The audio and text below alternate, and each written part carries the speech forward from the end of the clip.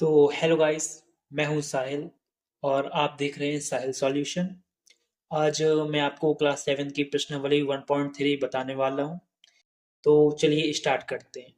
इस प्रश्नावली को जानने के लिए सबसे पहले आपको बेसिक्स नियम पर मैं बात कर लेता हूं। सबसे पहले हमें इसके लिए जोड़ और घटाने के नियम पढ़ने होंगे।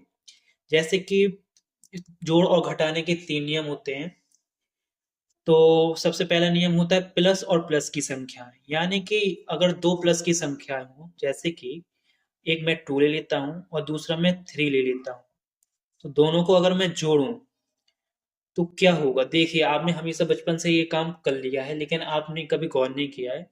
संख्याओं के आगे प्लस चिन्ह नहीं लगाते। 3 और 2 हमेशा जुड़ जाएंगे और ये हो जाएंगे 5। 3 और 2 जुड़ के हो जाएंगे 5, लेकिन हम प्लस की चिन्ह आगे लगाते नहीं।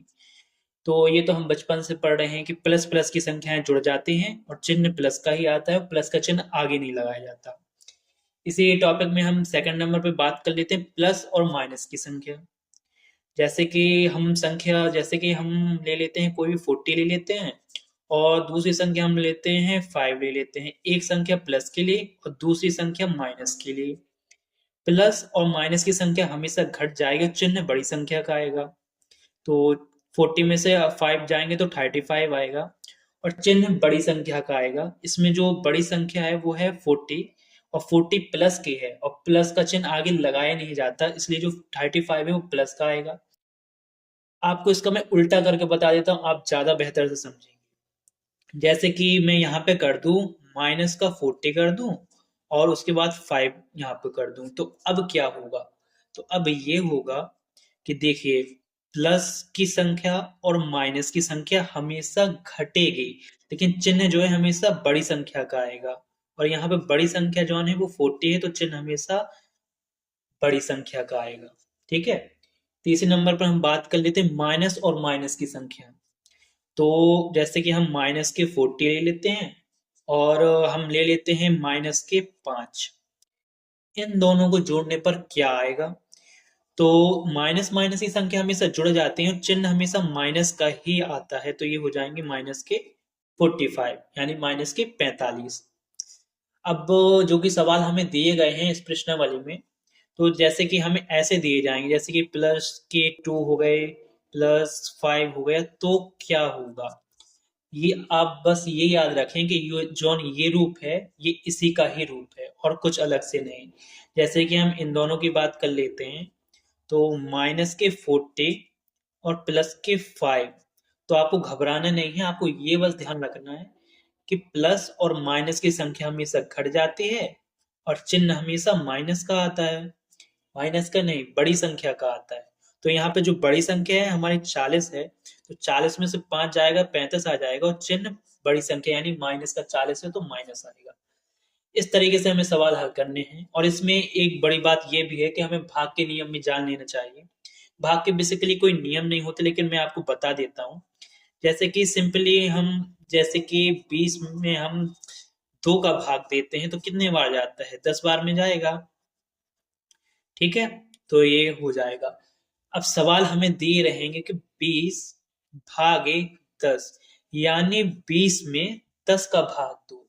20 में 10 का भाग, 20 में जो है 10 का भाग, सॉरी 10 का भाग नहीं, 20 में 2 का भाग दो। तो 20 में 2 का भाग दो। ठीक है। तो हमें क्या करना पड़ेगा, जो दिया रहे, जिसका भाग दिया रहता वो ऊपर लिखेंगे। नई ट्रिक आपको बता रहा हूं। और जिससे हमें भाग देना है वो हमेशा नीचे लिखेंगे। नीचे वाले से हमेशा ऊपर वाले को काटेंगे, या ये दोनों किसी और अदर संख्या से कट सकते हो तो उससे काट देंगे। हम 2 से काटेंगे ये। तो 2 1 2, 2 0 0, 2 1 2, और बट्टे के नीचे एक लिखा नहीं आता तो इसका आंसर 10 आएगा। जैसे कि हम साधारण भाग देते थे तो उसमें आंसर 10 आता था, वैसे ही हम ये ट्रिक लगाएंगे। अब ये ट्रिक काफी आसान है। अब जैसे कि ऊपर प्लस का था, चिन्ह नहीं लगा था, नीचे प्लस का था, चिन्ह नहीं लगा था, इसलिए जो आंसर आया वो प्लस का आया। अब मैं आपको थोड़े यहाँ पे 2 चीज रीजन बता देता हूँ, ये बहुत कारगर है आपके लिए।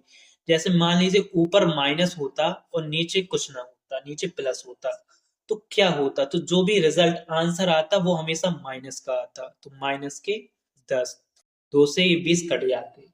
ऐसे ही मैं आपको बता देता हूँ कि अगर नीचे माइनस होता, जैसे 20 माइनस के 2, तब क्या होता फिर? तो क्या होता, या ऊपर माइनस हो या नीचे माइनस हो भाग में, तो रिजल्ट जो हमेशा आंसर आएगा वो माइनस में ही आएगा। तो 2 से फिर ये कट जाएगा 10 बार में, तो माइनस के 10 हो जाएंगे। लेकिन मैंने आपको क्या कंडीशन बताई कि अगर ऊपर माइनस हो या नीचे माइनस हो, तो हमेशा जो रिजल्ट आंसर आएगा वो हमारा माइनस में ही आएगा।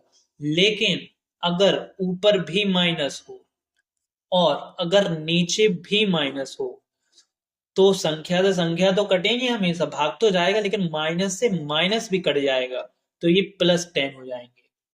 ठीक है, तो आई होप ये आपको बहुत अच्छे से समझ में आया होगा। हम इनको सॉल्व करेंगे सवाल, तो आपको और भी बेहतर से समझ में आएगा। तो चलते हैं सवाल की तरफ, आइए।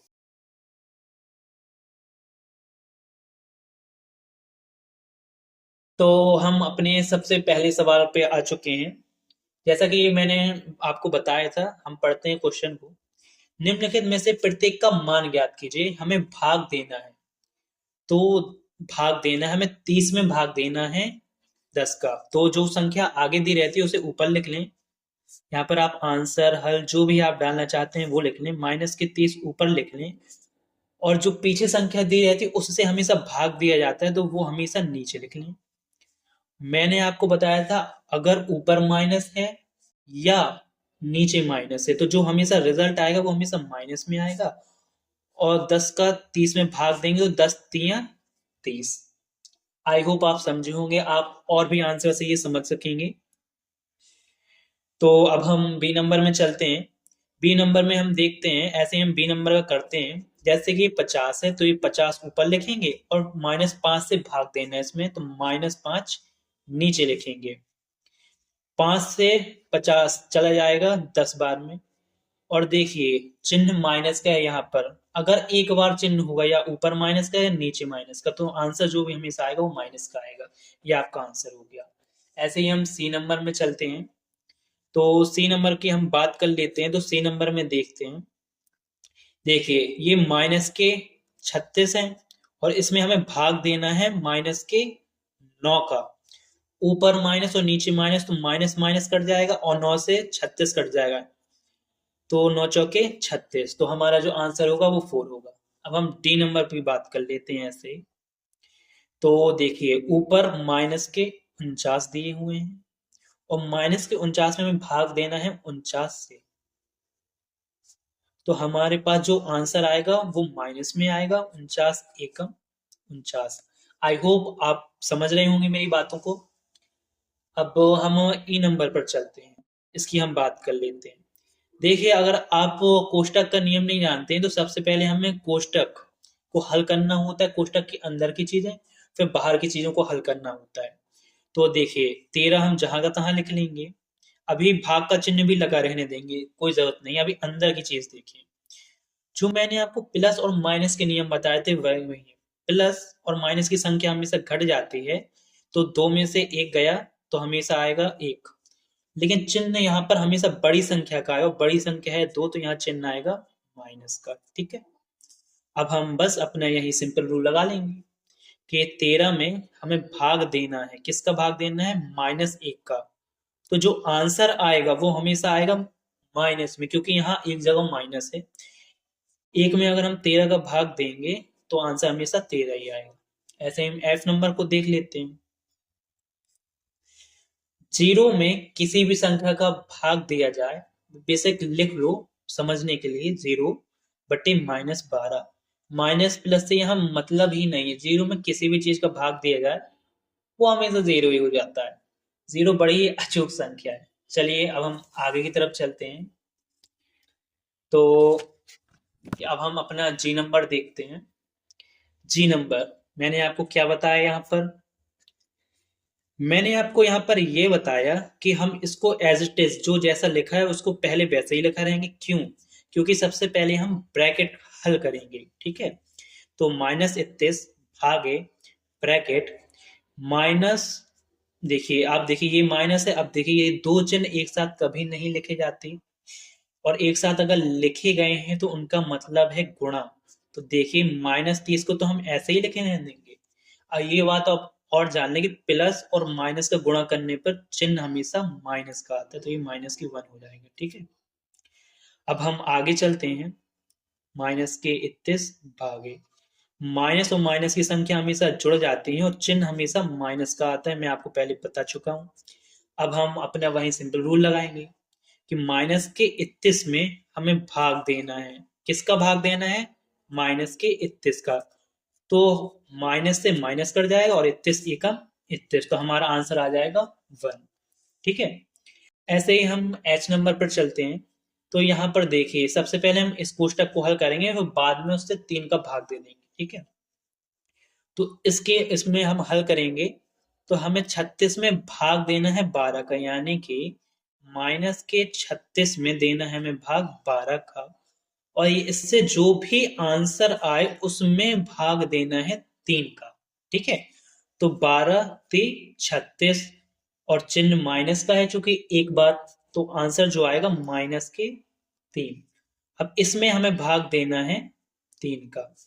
हम वही अपना सिंपल रूल लगा लेंगे, -3 बटे में भाग देना है 3 से, 3 एकम 3, और चिन्ह कौन सा है, क्योंकि एक बार माइनस है तो चिन्ह हमेशा माइनस का आएगा। आई होप आप मैं आपको बिल्कुल ही सिंपल तरीके से समझा रहा हूँ, उम्मीद करता हूँ आप समझ रहे होंगे। आई नंबर का देख लेते हैं, ये भी कोष्टक है और ये भी कोष्टक है, तो हम अलग अलग कोष्टकों को हल करेंगे। तो सबसे पहले इस कोष्टक को देखते हैं। प्लस और माइनस की संख्या घट जाती है, 5 में से 6 जाएगा तो 1 बचेगा, और चिन्ह बड़ी संख्या का आता है तो बड़ी संख्या में चिन्ह है माइनस का। ठीक, बीच में चिन्ह है भाग का, तो हम भाग का चिन्ह लगा देंगे। यहाँ भी वही रूल लगेगा, प्लस और माइनस की संख्या घट जाती है, 2 में से 1 जाएगा तो 1, और चिन्ह बड़ी संख्या का आएगा तो माइनस की 1। सिंपल तरीके से हम अगर हम सॉल्व करें तो -1 में हमें भाग देना है -1 का, तो क्या आएगा? तो 1 एकम 1, और माइनस से माइनस कट जाएगा तो यानी प्लस, प्लस के 1, यही हमारा जो हो जाएगा आंसर हो जाएगा। ठीक है, अब हम सेकंड नंबर के सवाल पर चलते हैं। तो देखिए सेकंड नंबर के सवाल को आप पढ़िए, क्या कह रहा है कि ए, बी और सी के लिए निम्नलिखित मानों में से प्रत्येक के लिए ये हमें एक समीकरण दिया गया है, कुछ सत्यापित कीजिए। यानी कि इसमें हमें ए, बी और सी के मानों को रखना है जो कि हमें दिए गए हैं, तो क्वेश्चन, और हमें ये सिद्ध करने के जो लेफ्ट हैंड साइड आ रहा है इस साइड दाएं पक्ष में, वो बराबर नहीं है बाएं पक्ष में। चलिए मैं आपको बताता हूँ, देखिए कैसे। तो आप तो ये तो जानते होंगे समीकरण के, ये LHS दायां पक्ष कहलाता है, ये कहलाता है अपना दायां पक्ष, और बराबर के उस साइड जो होता है वो कहलाता है बायां पक्ष, है ना, बायां पक्ष। ये LHS होता है, इंग्लिश में इसको LHS कहते हैं, इसको RHS कहते हैं, है ना, राइट हैंड साइड। तो चलिए देखते हैं हम। तो सबसे पहले हम ए नंबर का देखते हैं, हमें कुछ मान दिए गए हैं, ए बराबर 12, बी बराबर -4 और सी बराबर 2।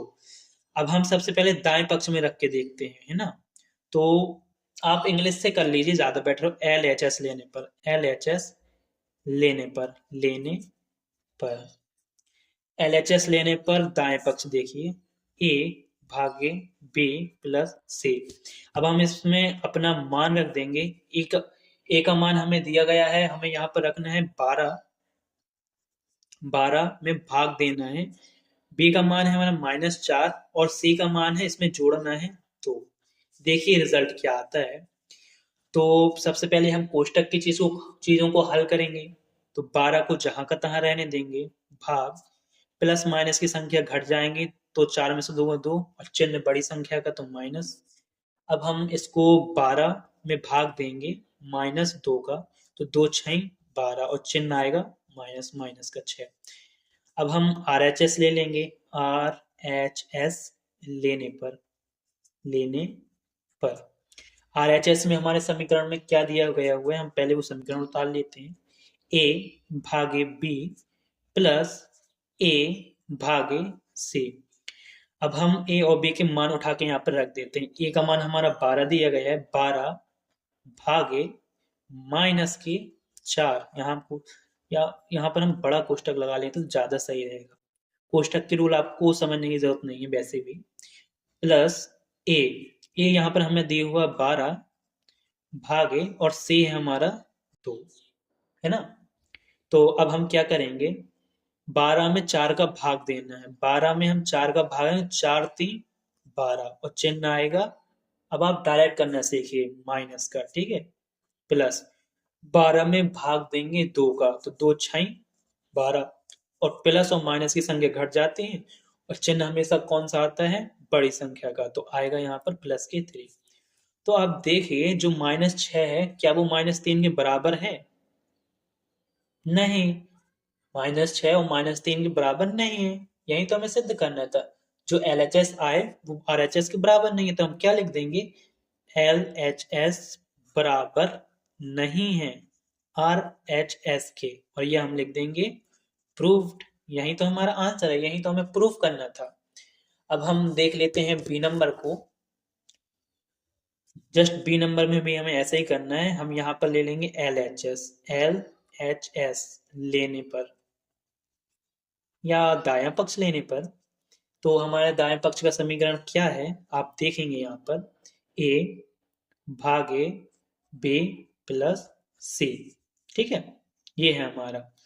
तो इसको हम हल करेंगे। ए का मान हम यहाँ पर रखेंगे -10 भाग बी और सी, बी भी 1 है और सी भी 1 है, सॉरी यहाँ पर 1 है, ठीक है। तो -10 जहां तहां एक और एक जुड़ जाएंगे तो ये हो जाएंगे 2। तो -10 में भाग देना है 2 का, पूरी तरीके से कर लीजिए, जैसे कि -10 में भाग देना है 2 का और जो रिजल्ट आएगा वो आएगा माइनस में, 2 पंचे 10 माइनस के 5। अब हम RHS देख लेते हैं, राइट हैंड साइड देख लेते हैं, RHS लेने पर, RHS लेने पर, ठीक है। तो A भागे B प्लस A भागे C।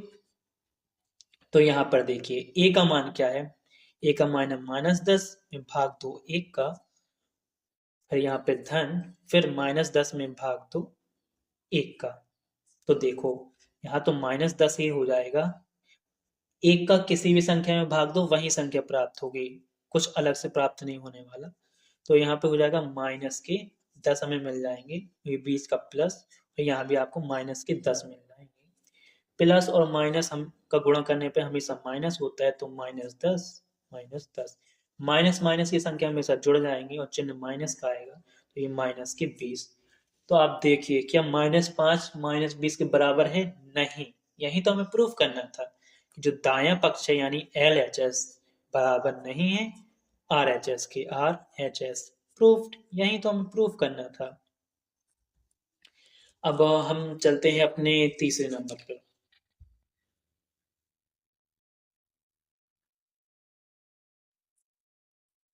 तो यहाँ पर हम तीसरे नंबर को देख लेते हैं, रिक्त स्थानों की पूर्ति कीजिए, यानी कि हमें ये भरना है। अब तो आप डायरेक्ट समझ रहे होंगे कि 369 में कितने का भाग दिया जाए कि 369 मिले। किसी भी संख्या में अगर 1 का भाग दिया जाए तो वही संख्या मिलती है, तो यहाँ आंसर हो जाएगा 1। बी नंबर पर चलते हैं कि -75 में किसका भाग दिया जाए कि -1 मिल जाए हमें। तो आपको पता है कि किसी भी संख्या में उसी संख्या का भाग देने पर 1 मिलता है, और माइनस तो आप जानते हैं -1, क्योंकि या तो माइनस यहाँ पर होना चाहिए या माइनस यहाँ पर होना चाहिए, एक जगह होना चाहिए, तो जो हमें रिजल्ट मिलेगा वो माइनस में ही मिलेगा, ठीक है। सी नंबर को देख लेते हैं। सी नंबर -206 में किस चीज का भाग दिया जाए कि हमें 1 मिले, तो उसी संख्या का भाग दिया जाए, लेकिन यहाँ पर मिल रहा है हमें प्लस का 1 और ऐसे में हमें मिलेगा माइनस का 1। तो आपको मैंने बताया था कि अगर दोनों जगह माइनस हो तो माइनस माइनस कट जाएगा और 206 एकम 206, आपको प्लस के 1 प्राप्त होंगे, ठीक है। ऐसे ही हम इसमें देखते हैं -87 में किस चीज का भाग दिया जाए कि 87 ही मिले, तो किसी भी संख्या में 1 का भाग दिया जाए, चूंकि यहाँ पर प्लस आना है तो -1 माइनस माइनस कट जाएगा और यहाँ पर आंसर आएगा हमारा 87। ऐसे ही ई नंबर को हम देख लेते हैं कि हम किस संख्या में 1 का भाग दें कि -87 मिले, तो -87 ही में 1 का भाग दें तो -87 हमें प्राप्त हो जाएगा। ऐसे ही हम एफ नंबर देखते हैं, हमें 1 मिलना है, तो हमेशा उसी संख्या में हम देते हैं भाग। देखो हमें यहाँ पर माइनस चाहिए और यहाँ पे माइनस नहीं है, तो यानी कि जो हम लेंगे वो माइनस लेंगे और 48 में 48 का ही भाग देंगे तो -1 मिलेगा। ऐसे ही जी नंबर को हम 20 में किस संख्या का भाग दें कि -2। तो सबसे पहले आप चिन्हों का ध्यान रखें, क्योंकि यहाँ पे हमें माइनस चाहिए और माइनस यहाँ पर नहीं, यानी कि जो हमें लेना है उसमें हमें ये माइनस लेना पड़ेगा। तो ये हमने माइनस लिया, तो यहाँ पर 20 में किस संख्या का भाग दें कि तो 10 दूनी 20, 10 में दूनी 20, 10 का भाग दें। एच नंबर को हम देखते हैं, देखो तो हम 4 का भाग दें ऐसी संख्या में कि 3 मिले, तो 4 3 12, यानी कि हम यहाँ 12 और यहाँ माइनस है, तो एक जगह या तो यहाँ माइनस हो या यहाँ, तो हम जो संख्या लेंगे उसमें माइनस हमें लेना होगा। आई होप आप समझ रहे होंगे, बहुत ही आसान है।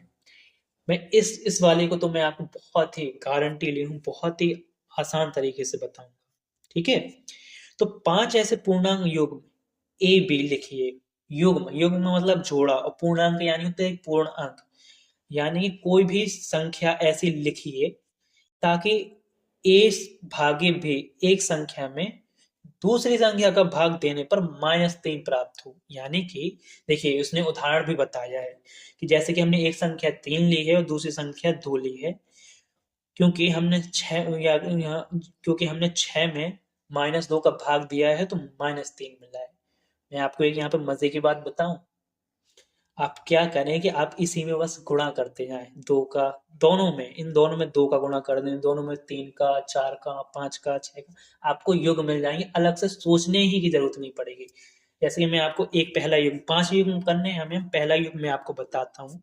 देखिए यहाँ पे मैं पहला बताता हूँ आपको, पहला युग 6 और 2, इन दोनों में मैं 2 का गुणा करता हूँ, 6 में 2 का गुणा 12, भाग, भाग की जरूरत ही नहीं है, युग्म चाहिए ना, तो हमें ए युग्म ऐसा लिखना पड़ेगा, ए कोष्टक, ए कोष्टक, और इसमें मैं 2 का गुणा करूंगा तो -4, एक युग्म ये हो गया। मैं आपको करके भी दिखा देता हूँ, जैसे कि मैं 12 में भाग दूं -4 का, तो 4 3 12 -3, यही मिला। बहुत आसान है ना।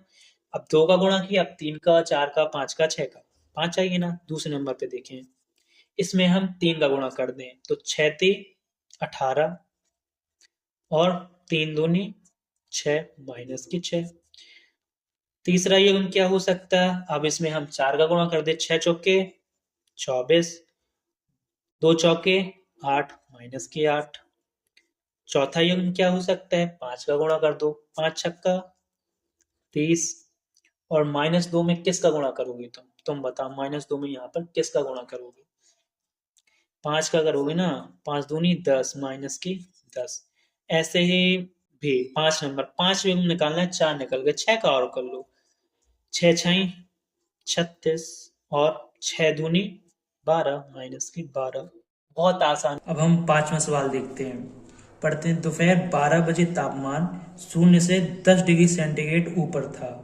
यदि यह आधी रात तक 2 डिग्री सेल्सियस प्रति घंटे की दर से कम होता है तो किस समय तापमान 0 से 8 डिग्री सेल्सियस नीचे होगा और आधी रात को तापमान क्या होगा। देखिए ये कहना क्या चाहता है, आपने संख्या रेखा पढ़ी होगी, संख्या रेखा में बीच में 0 होता है और इस तरफ प्लस की संख्याएं होती हैं और इस तरफ माइनस की संख्या होती हैं। तो हमसे ये कह रहा है कि दोपहर के 12 बजे तापमान जो था 0 से 10 डिग्री सेंटीग्रेड ऊपर था, यानी कि 0 से यहाँ पर जाएंगे हम तो 10 डिग्री सेंटीग्रेड ऊपर था, यानी कि जो हमारा 12 बजे तापमान था दोपहर के वो 10 डिग्री सेंटीग्रेड था, ठीक है। और आधी रात तक 2 डिग्री सेंटीग्रेड प्रति दर से तापमान कम हो रहा है, यानी देखिए प्रति घंटे का मतलब होता है 1 घंटे में 2 डिग्री सेंटीग्रेड कम होता जा रहा है। तो 0 से 8 डिग्री कम होने में कितना समय लगेगा। देखिए 10 बजे से 10 डिग्री सेंटीग्रेड तापमान कम होगा, ठीक है। एक बार में 2 डिग्री सेंटीग्रेड तापमान कम हुआ, 1 घंटे में 2 डिग्री सेंटीग्रेड तापमान कम हुआ, फिर 2 घंटे में 2 डिग्री सेंटीग्रेड तापमान कम हुआ, फिर 3 घंटे में, 4 घंटे में, 5 घंटे में घटेगा, फिर 6 घंटे, फिर 7 घंटे, फिर 8 घंटे और फिर 9 घंटे। यानी कि हमें कुल समय लगेगा 9 घंटे। कुल तापमान 18 डिग्री सेंटीग्रेड घटेगा और हमें समय लगेगा 9 घंटे। अब हम इसे करेंगे कैसे, आपको सबसे पहले ये करना है कि हमें अंतर लेना है, यानी कि पहले तापमान में से जो आखिरी का तापमान पूछा गया है उन दोनों को घटाना है। यानी हम करेंगे कुल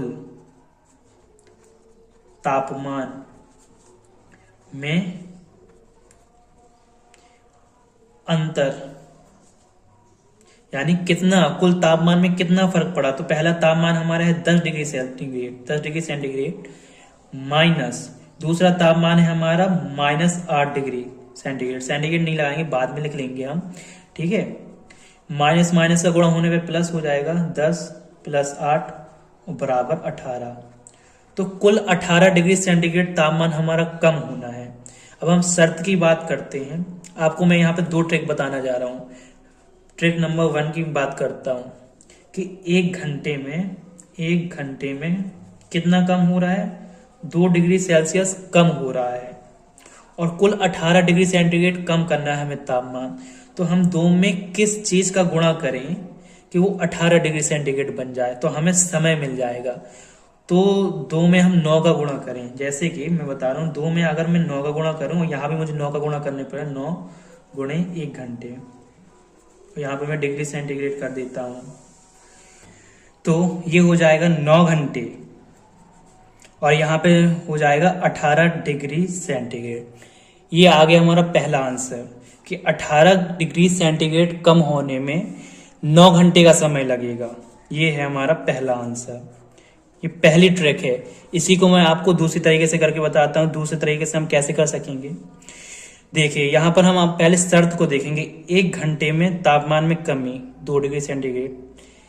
तो मैं ये करता हूं कि यहाँ पे 1 डिग्री सेंटीग्रेड कम होने में लगा समय, 1 डिग्री सेंटीग्रेड कम होने में लगा समय बराबर 1 डिग्री सेंटीग्रेड कम होने में लगा समय 1 और 2 यहाँ पर चला जाएगा, तो 1/2 घंटे।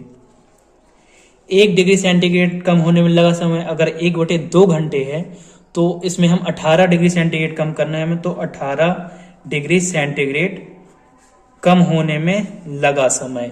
तो इसमें हम दोनों तरफ 18 और 18 गुणा कर देंगे, 18 डिग्री सेंटीग्रेड कम होने में लगा समय। तो ये हो जाएगा 1/2 गुणे 18, 2 नाम 18, तो ये हमें लग जाएगा 9 घंटे। आप इन दोनों में से कोई भी तरीका लगा सकते हैं। सबसे बेस्ट मुझे ये तरीका लगा, बहुत ही आसान है। और देखिए अब दूसरा हमारा पूछा गया है कि आधी रात को तापमान क्या होगा। आधी रात का मतलब आप समझ रहे हैं, यानी रात के 12 बजे तापमान क्या होगा। और ये हमने जो निकाला है ये 12 बजे से 9 बजे, यानी कि 9 घंटे का टाइम निकाला है हमने। रात के 9 बजे तापमान 18 डिग्री सेंटीग्रेड कम हुआ, यानी कि मैं देखिए यहां से आप समझेंगे बेटर कि रात के 9 बजे, यानी कि यहाँ पे सायं 9 बज रहा है, यहाँ 9 बजे का टाइम हो रहा है। 9 बजे तापमान -8 डिग्री सेंटीग्रेड और हमसे एक क्वेश्चन पूछा गया है कि 12 बजे, देखिए 1 घंटे में 2 डिग्री सेंटीग्रेड कम हो रहा है, यानी कि -8 से -10 तापमान होगा तो 10 बज जाएंगे, -10 से -12 हो जाएंगे तो 11 बज जाएंगे, और -11 से 12 बजे टाइम -14 डिग्री सेंटीग्रेड हो जाएंगे, यानी 2 डिग्री सेंटीग्रेड करके गिर रहा है तापमान 1 घंटे में। ठीक है, अब हम इसको करेंगे कैसे, तो बहुत ही सिंपल है। यहाँ पे मैं दूसरा डाल लेता हूँ। रात के 12 बजे तापमान, रात 12 बजे तापमान, ठीक है। तो क्या होगा कि देखिए यहाँ पे देखिए 9 बजे जो तापमान है हमारा, 9 बजे जो तापमान है -8 डिग्री सेंटीग्रेड है, तो 10 बजे जो हमारा तापमान होगा 2 डिग्री सेंटीग्रेड और गिरेगा, तो -8 और -2 और गिरेगा, तो ये हो जाएगा -10 डिग्री सेंटीग्रेड हो जाएगा। ऐसे कर करके 2 डिग्री सेंटीग्रेड और गिरेगा, यानी कि 11 बजे तापमान हो जाएगा -12 डिग्री सेंटीग्रेड, और रात के 12 बजे जो कि पूछा गया वो हो जाए -14 डिग्री सेंटीग्रेड, और यही हमारा होगा आंसर। में 6वां क्वेश्चन, एक कक्षा में प्रत्येक सही उत्तर के लिए +3 अंक दिए जाते हैं और प्रत्येक गलत उत्तर के लिए -2 अंक दिए जाते हैं यानी काट लिए जाते हैं, और किसी भी प्रश्न को हल करने का प्रयत्न नहीं करने पर कोई भी अंक नहीं दिया जाता। ठीक है, तो इस पर 2 सवाल हमसे पूछे गए हैं। सबसे पहला सवाल हमसे पूछा गया है कि राधिका ने 20 अंक प्राप्त किए, यदि उसके 12 उत्तर सही पाए जाते हैं और तो उसने कितने प्रश्नों का उत्तर गलत दिया।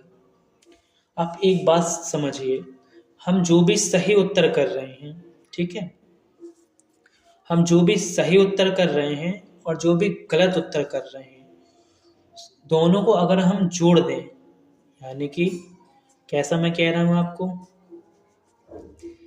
देखिए सबसे पहले आप ये समझने की कोशिश कीजिए, सही उत्तर के लिए 3 अंक दिए जाते हैं, यानी कि मैं यहाँ पर लिखता हूँ सही उत्तर, सही के लिए हमें मिलते हैं 3 अंक, है ना, प्लस गलत उत्तर के लिए -2 अंक काट लिए जाते हैं। गलत उत्तर के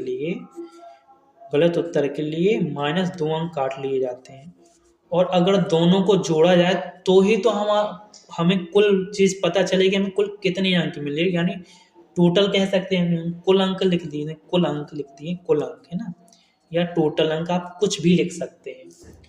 तो देखिए राधिका ने 20 अंक प्राप्त किए, टोटल कितने अंक प्राप्त किए राधिका ने, 20 अंक प्राप्त किए, कुल अंक ये हैं।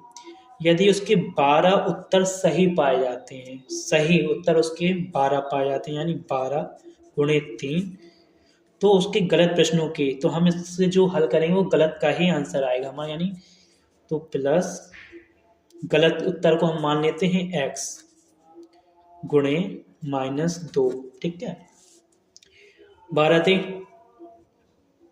36।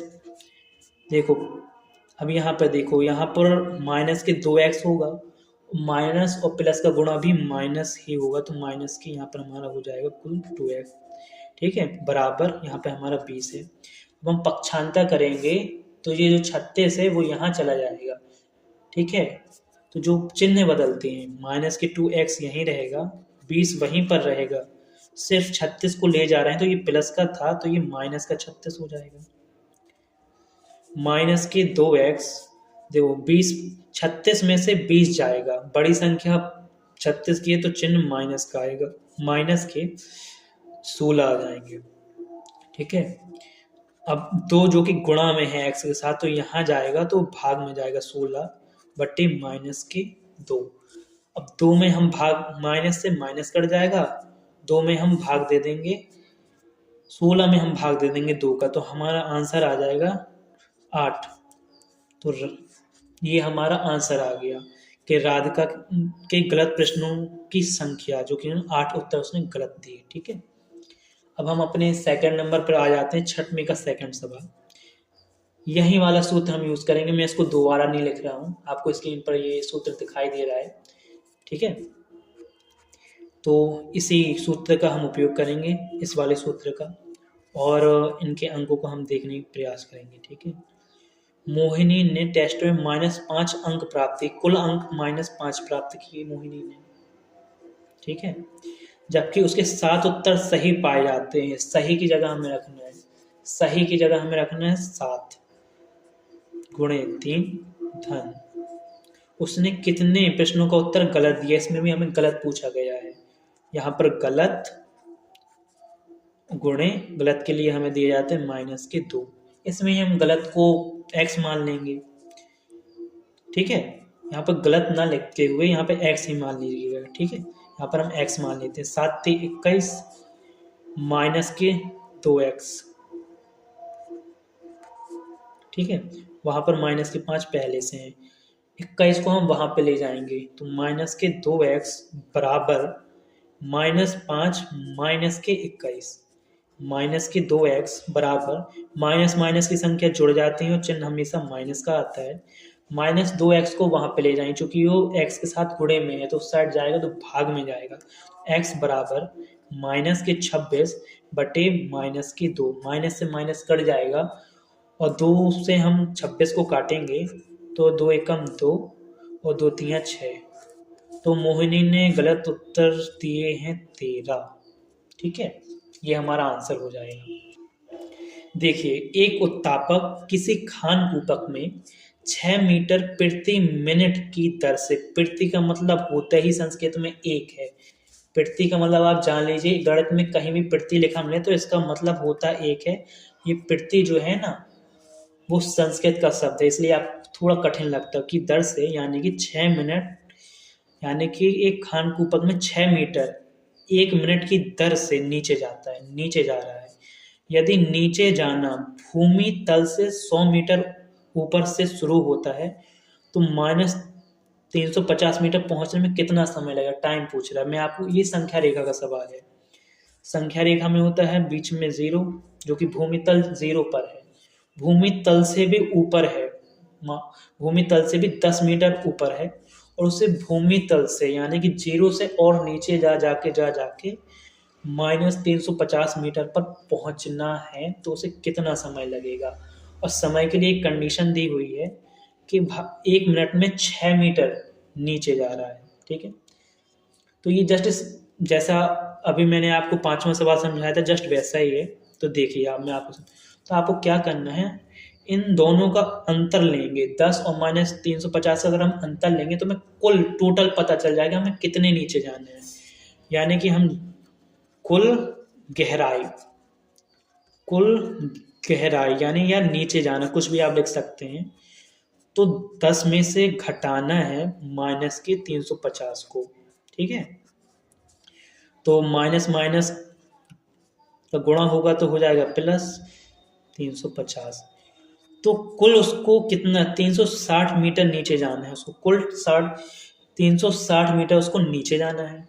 ठीक है, देखो 1 मिनट में 6 मीटर नीचे जा रहा है, 1 मिनट में कितने, या फिर आप ऐसे कह सकते हैं 6 मीटर नीचे जा रहा है 1 मिनट में। ठीक है, एक MIN लिख देता हूँ यहाँ पर, 6 मीटर नीचे जा रहा है 1 मिनट में, तो 1 मीटर 1/6 मिनट में जाएगा, क्योंकि 6 यहाँ पर आ जाएगा नीचे। अगर 1 मीटर 1/6 मिनट में जा रहा है तो 360 मीटर, यानी कि 360 का हम इसमें गुणा कर देंगे, 360 मीटर जो है कितने मिनट में जाएगा, तो यहाँ पे 1/6 गुणे 360, तो हमारा आंसर आ जाएगा 6 6 36 और 0। जो ये आंसर आएगा वो मिनट में आएगा, क्योंकि हमने मिनट में सॉल्व किया। तो 60 मिनट में वो 10 मीटर ऊपर से -300 मीटर नीचे पहुंच जाएगा, और यही हमारा आंसर होगा। आई होप आपको समझ में आया होगा, और अगर समझ में आया होगा तो हमारे वीडियो को लाइक करें, चैनल को सब्सक्राइब करें। जय हिंद।